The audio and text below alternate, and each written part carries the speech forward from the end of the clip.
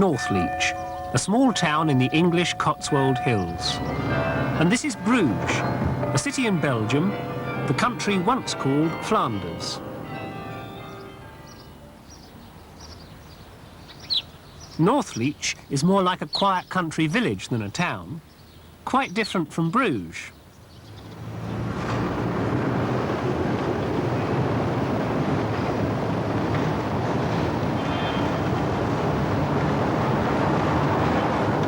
Bruges is a busy, crowded tourist centre.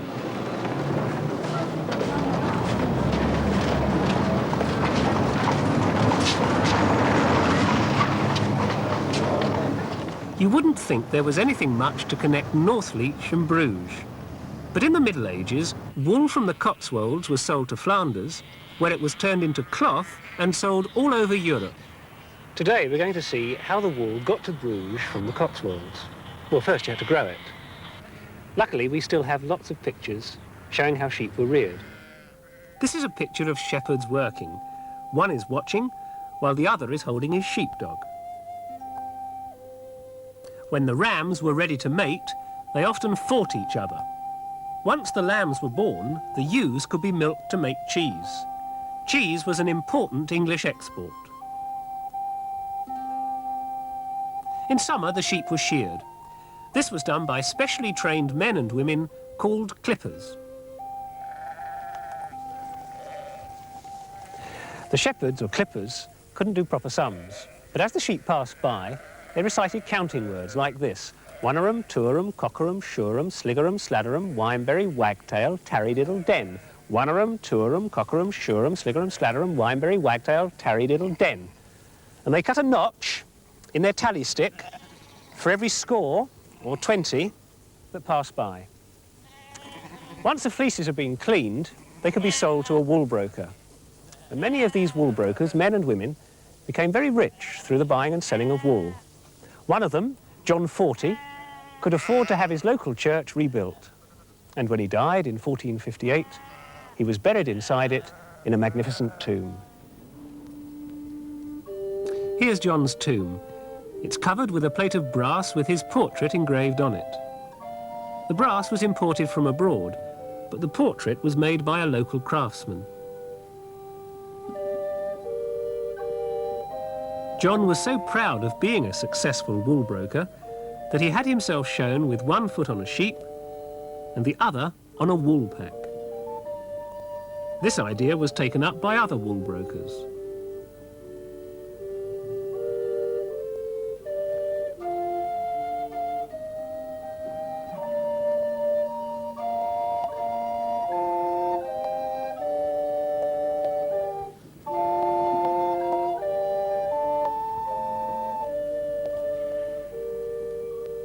Who did the Northleach wool brokers sell to? Well, one of their customers was a man called William Stoner, and we know quite a lot about him from his letters, which still exist today. He used to live in the house down there, Stoner Park. It was one of the first houses to be built of brick. Brickmaking was a new skill, learnt from Flanders. Like his descendants today, William Stoner was a country gentleman. But in 1475, he married the daughter of a city merchant. She encouraged him to go into business with a friend of hers, Thomas Betson. William and Thomas became merchants of the staple, members of a company which bought wool in England and sold it in Calais. Calais, which belonged to England, was the only place where the king allowed wool to be sold to foreigners. But William didn't only buy wool in Northleach, he reared sheep of his own. And this ancient track is part of an old drover's road. Over there is the pub, where the drovers used to stop for a drink on the way.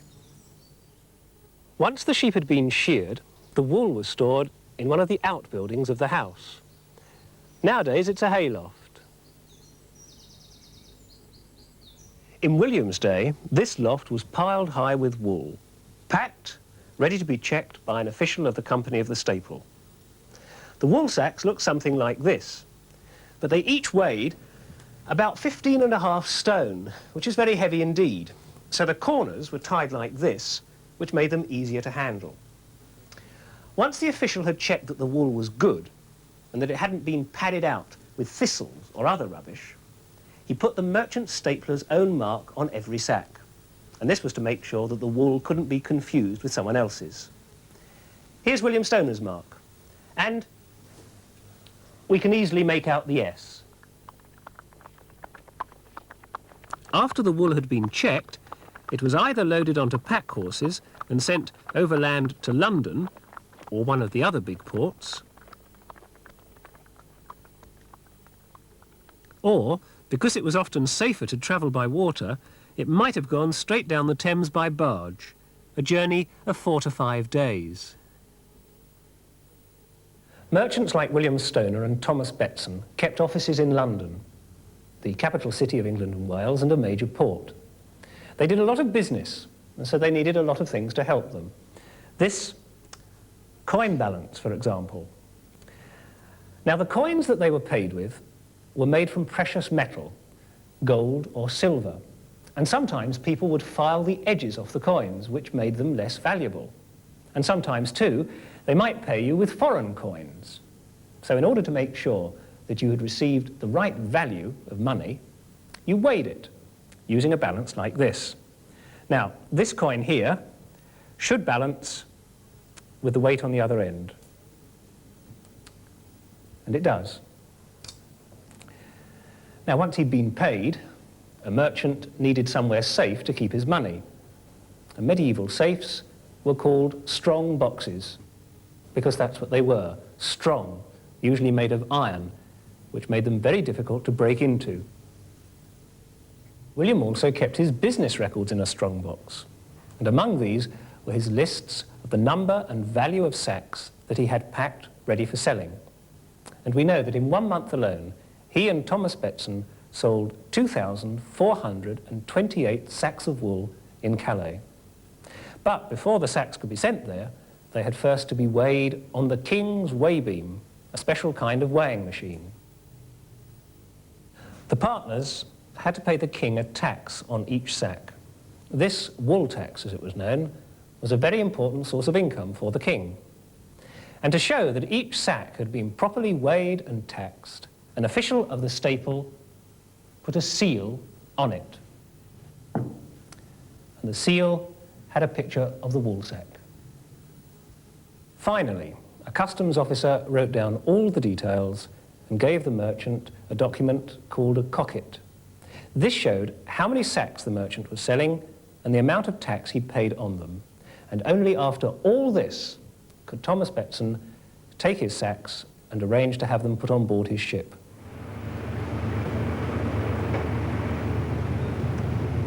If you've ever crossed the Channel, you know that it can be quite uncomfortable, even on a big ship like this ferry.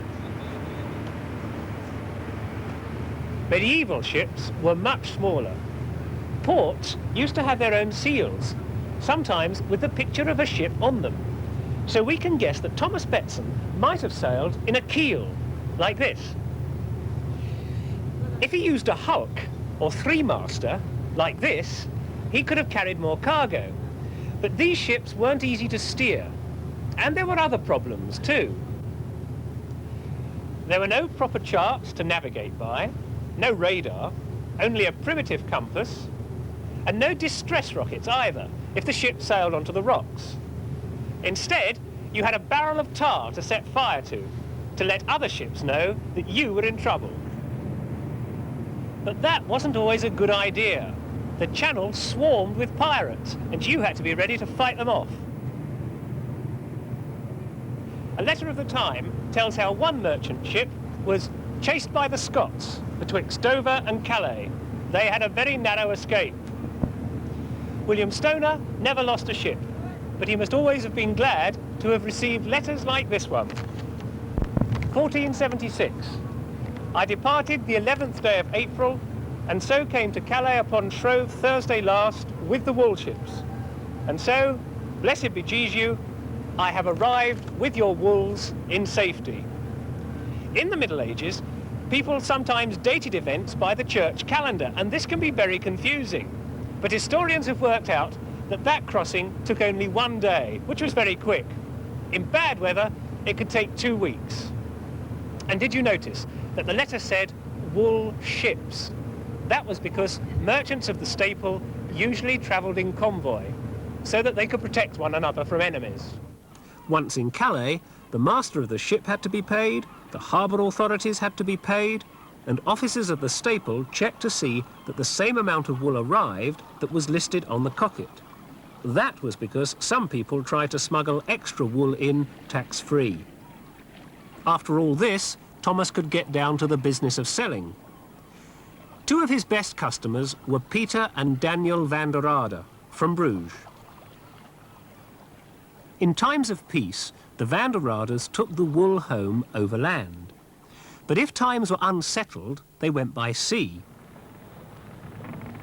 From Calais, in France, they sailed around the coast of Flanders to the port of Sluis, then upriver to Bruges, a splendid city with towering spires.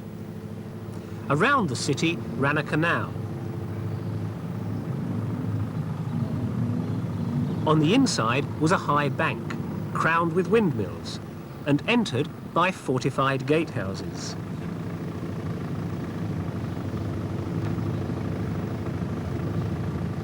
In the 15th century, you could sail through some of the gates and on into the town. From this boat I'm on, I can see a lot of the buildings that the van der Rades used to know, like this hospital.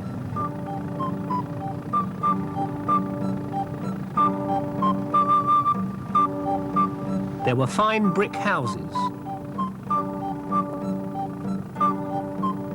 churches, almshouses, and public buildings. Bruges was one of the greatest international trading towns of 15th century Europe. The town hall had coats of arms carved on it, showing some of the other towns in Flanders which traded with Bruges. But overseas trade was so important that the city had special areas set aside just for foreign merchants. The most important group of foreign traders were the Easterlings, people from Germany and the Baltic who had banded together into an association called the Hanseatic League, a lot like an early form of the common market. The Easterlings sold mostly metals, furs, and fish. In 1478, their headquarters in Easterling Square was replaced by a brand new building, this one. The second most important group of traders was the Italians. This house belonged to traders from Genoa in Italy. The Italians specialized in spices and silks. This is the square of the Biscayans, people from the Bay of Biscay. They sold salt and sailcloth. Turkish carpets were as famous then as they are today. That tower is on top of a building which belonged to the Turks.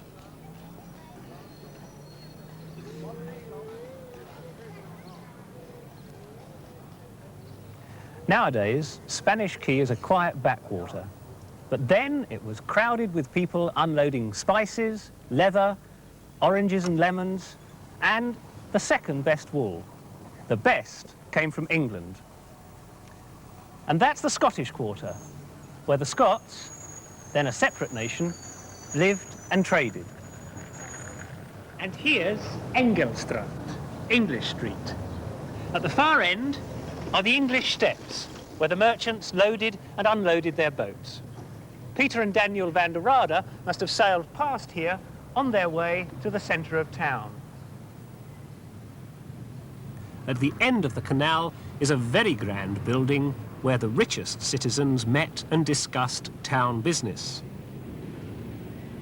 Just across the street is the customs house, where the van der Rades paid customs duty on the wool they'd bought.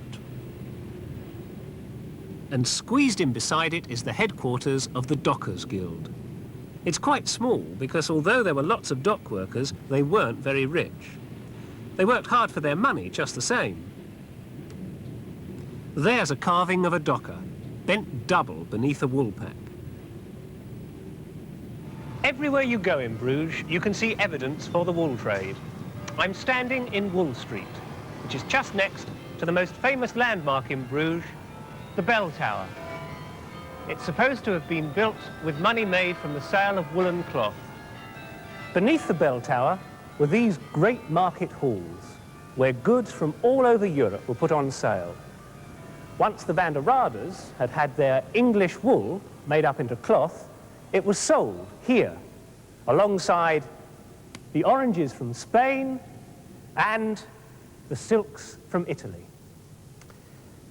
Now, suppose a Russian wanted to buy some of the Van der Raders' cloth. How was he to pay for it? Well, even then, there were centres where different currencies could be exchanged and where bankers and traders could meet together. One of them is still here and is still used for the same kind of business. You can imagine how rich Bruges became from all the banking and trading that went on. The people who lived here spent their money on fine houses, clothes, feasts, and processions, like this one.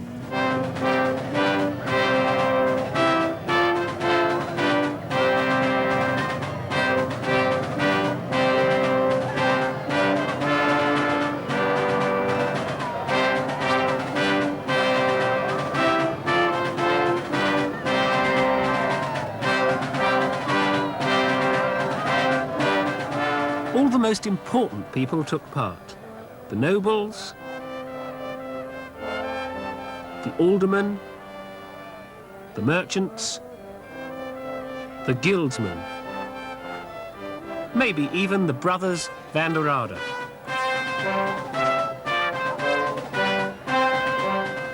But Bruges was already past its peak.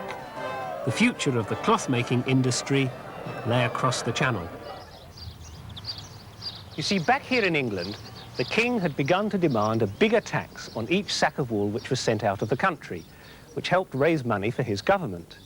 But he also added a tax on all woolen cloth which was brought into the country from places like Bruges. Well, this encouraged the English cloth-making business, because it was obviously cheaper to make the cloth here in England than import it. The English trade was also helped by political troubles in Flanders. Some of the Flemish cloth makers had fled to England for safety and taught the secrets of their craft to the English. Some of them were even supposed to have lived in cottages here. Soon cloth-making towns, like Lavenham in Suffolk, were competing with cities like Bruges.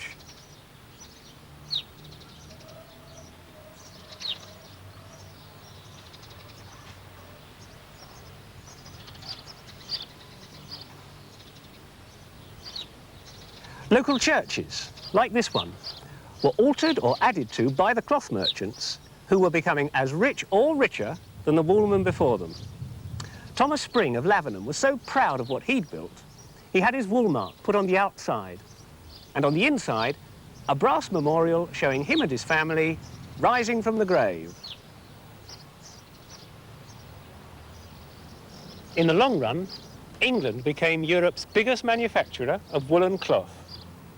So, from the king and his government, down to the merchants and craftsmen, England's prosperity had a lot to do with the making and selling of cloth.